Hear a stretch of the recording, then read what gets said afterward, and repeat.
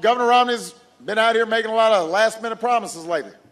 Said he's all about fighting for the middle class. Says he'd cut taxes for everybody and ask something from nobody.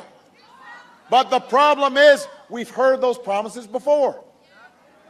Now keep in mind, Governor Romney lives just a few miles south of here in the state of Massachusetts.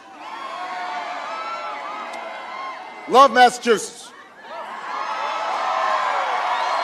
So, but during Governor Romney's campaign for governor down there, he promised the same thing he's promising now.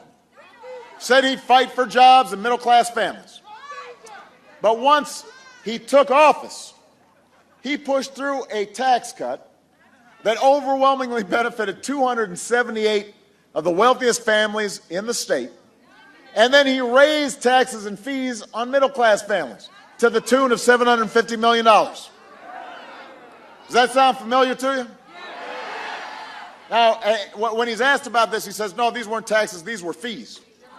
But keep in mind, there were higher fees to be a barber, higher fees to become a nurse. There were higher fees for gas. There were higher fees for milk. There were higher fees for blind people who needed to get a certificate that they were blind.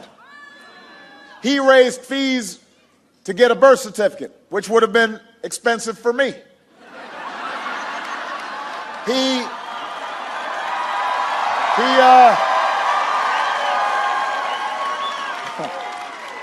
raised fees for marriage certificates and fees for funeral homes. So there were literally cradle to grave tax hikes and fees